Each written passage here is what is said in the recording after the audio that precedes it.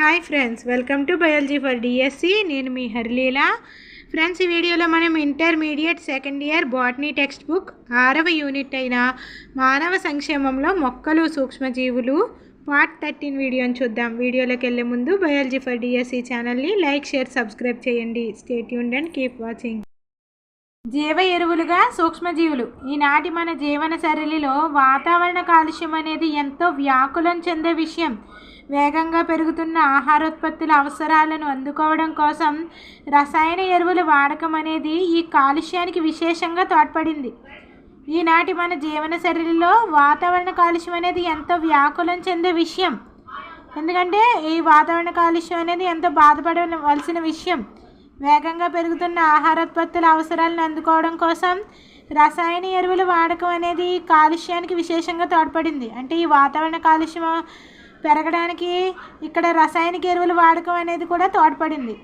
ఇప్పుడు మనం ఎక్కువగా రసాయన ఎరువులు వాడటం ద్వారా వచ్చే సమస్యలను గ్రహించి జీవ ఎరువులను ఉపయోగించి చేసే జీవ వ్యవసాయానికి మారే విషయంలో ఎక్కువ ఒత్తిడి ఉన్నది.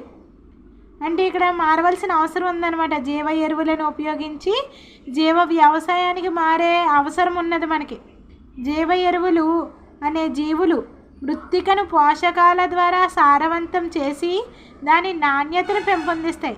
జీవ ఎరువులు అనే జీవులు మృత్తికను పోషకాల ద్వారా సారవంతం చేసి దాని నాణ్యతను పెంపొందిస్తాయి. జీవ ఎరువులకు ముఖ్యమైన ఆధారం బ్యాక్టీరియం, శిలీంధ్రాలు, నీలి ఆకుపచ్చ శైవలాలు. ఈ జీవ ఎరువులకి ముఖ్యమైన ఆధారం ఏంటి? బ్యాక్టీరియం, శిలీంధ్రాలు, నీలి ఆకుపచ్చ శైవలాలు. మనకి ఇదివరకే లెగ్యుమినస్ మొక్కలలో ఏర్పడే వేరు బొడిపెలలో సహజీవన సహవాసం చేసే రైజోబియం గురించి తెలుసు మనకి.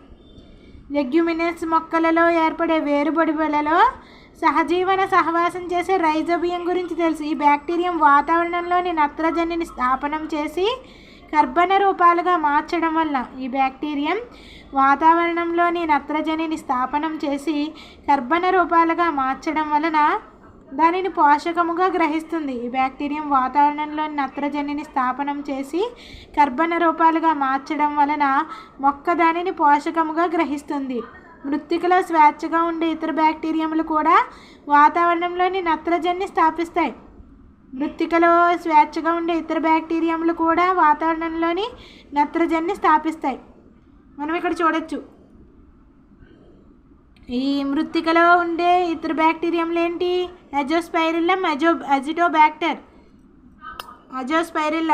అజిటోబ్యాక్టర్. ఇవి ఎందుకు? మృత్తికలో స్వేచ్ఛగా ఉండే ఇతర బ్యాక్టీరియంలు కూడా వాతావరణంలో నత్రజనిని స్థాపిస్తాయి. అజోస్పైరిల్లం, అజిటోబ్యాక్టర్ అనేవి ఇతర బ్యాక్టీరియంలకు ఉదాహరణ అన్నమాట. తద్వారా మృత్తికలోని నత్రజని భాగం పెరుగుతుంది. నెక్స్ట్, శిలీంధ్రాలు కూడా మొక్కలలో సహజీవన సహవాసం, శిలీంధ్ర మూలం అంటే ఇక్కడ సహజీవన సహవాసం చేయడం అనేది జరుగుతుంది. శిలీంధ్రాలు కూడా మొక్కలతో సహజీవన సహవాసం, మైకోరైజస్, శిలీంధ్ర మూలం అంట అనమాట. ఈ శిలీంధ్రాలు కూడా మొక్కలతో ఏం చేస్తాయి? సహజీవన సహవాసం చేస్తాయి. శిలీంధ్ర మూలాలు.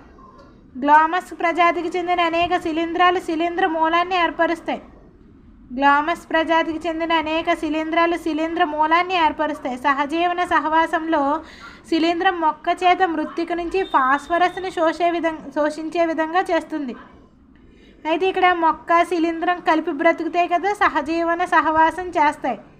శిలీంధ్రం మొక్క చేత మృత్తిక నుంచి ఫాస్ఫరస్ను శోషించే విధంగా చేస్తుంది. ఇటువంటి సహవాసాలతో కూడిన మొక్కలు ఇతర లాభాలను కూడా చూపిస్తాయి. అంటే వేరు తొలిచే వ్యాధి జనకం నుంచి ప్రతిరోధకత, ఉప్పు నీటికి నీటి కొరతకు ఓర్చుకొనుట, మొక్క పెరుగుదల అభివృద్ధి మొత్తంగా జరిగేలా చూడడం లాంటివి జరుగుతాయి అన్నమాట. సహజీవన సహవాసంలో శిలీంధ్రం మొక్క చేత మృత్తిక నుంచి ఫాస్ఫరస్ని శోషించే విధంగా చేస్తుంది. అటువంటి సహవాసాలతో కూడిన మొక్కలు ఇతర లాభాలను కూడా చూపిస్తాయి. అంటే వేరు తొలిచే వ్యాధి జనకం నుంచి ప్రతిరోధకత, అంటే వేరు తొలిచే వ్యాధి జనకానికి వ్యతిరేకంగా ప్రతిరోధకతను కలిగి ఉంటాయి అన్నమాట. ఉప్పు నీటికి నీటి కొరతకు ఓర్చుకొనుట, మొక్క పెరుగుదల అభివృద్ధి మొత్తంగా జరిగేలా చూడడం. సైనోబ్యాక్టీరియా అనేది స్వయం పోషిత సూక్ష్మజీవులు. ఈ సైనోబ్యాక్టీరియా అనేవి ఏంటంటే స్వయం పోషిత సూక్ష్మజీవులు. ఇవి సైనోబాక్టీరియం స్వయం పోషిత సూక్ష్మజీవులు, అంటే వాటంతటవే కిరణజన్య సంయోగ క్రియ జరుపుకుంటాయి. స్వయం పోషిత సూక్ష్మజీవులు సైనోబాక్టీరియా. తర్వాత ఇవి ఎక్కువగా నీటి సంబంధ భౌమ ఆవరణలో ఉండి వాతావరణం నుంచి నత్రజనిని స్థాపన చేస్తాయి. సైనోబాక్టీరియా ఇవి ఎక్కువగా నీటి సంబంధ భౌమ ఆవరణలలో ఉండి టెరిస్ట్రియల్ ఆవరణ ఎకోసిస్టంలో ఉండి వాతావరణం నుంచి నత్రజని స్థాపన నైట్రోజన్ ఫిక్సేషన్ అనేది చేస్తాయి అన్నమాట. అనబినా, నాస్టాక్, అసిల్లటోరియా మొదలైనవి. అనబినా, నాస్టాక్, అసిల్లటోరియా వంటివి ఏంటంటే సైనోబాక్టీరియాలకు ఉదాహరణ. మనకి ఇక్కడ పటంలో చూడవచ్చు అనబినా, అజోస్పైరిల్లం, అజిటోబాక్టర్ దేనికి ఉదాహరణలు? మృత్తికలో స్వేచ్ఛగా జీవించే బ్యాక్టీరియంలకు ఉదాహరణలు ఇవి. నత్రజని స్థాపన చేస్తాయి. ఇదేమో మైకోరైజే, మనం పైన చదువుకున్నాం మైకోరైజే గురించి, ప్రీవియస్ వీడియోలో చదువుకున్నాం మైకోరైజే గురించి. నెక్స్ట్ సైనోబాక్టీరియా అనేవి స్వయం పోషిత సూక్ష్మజీవులు. ఇవి ఎక్కువగా నీటి సంబంధ భౌమ ఆవరణలో ఉండి వాతావరణం నుంచి నత్రజని స్థాపన చేస్తాయి. అనబినా, నాస్టాక్, అసిల్లటోరియా మొదలైనవి. వరి పొలాలలో సైనోబాక్టీరియం ఒక ముఖ్యమైన జీవ ఎరువుగా పనిచేస్తాయి. వరి పొలాలలో ఈ సైనోబాక్టీరియం అనేది ఒక ముఖ్యమైన జీవ ఎరువుగా పనిచేస్తుంది. నీలి ఆకుపచ్చ శైవలాలు కూడా కర్బన పదార్థాన్ని మృత్తికకు జోడించి దాని సారవంతాన్ని పెంచుతాయి. నీలి ఆకుపచ్చ శైవలాలు కూడా కర్బన పదార్థాన్ని మృత్తికకు జోడించి దాని సారవంతాన్ని పెంచుతాయి. మన దేశంలో ఇప్పుడు అనేక సంఖ్యలో జీవ ఎరువులు వాణిజ్యపరంగా అంగడిలో దొరుకుతున్నాయి. వీటిని రైతులు తమ పొలాలలో క్రమంగా ఉపయోగిస్తూ మృత్తికలోని పోషకాలను తిరిగి సమకూరుస్తూ రసాయన ఎరువులపై ఆధారపడడాన్ని తగ్గించారు. సైనోబాక్టీరియం ఏంటి? ఒక ముఖ్యమైన జీవ ఎరువు. ఈ క్రింది వాటిలో జీవ ఎరువు అంటారు. ఏంటిది? సైనోబాక్టీరియం. సైనోబాక్టీరియం ఒక జీవ ఎరువు.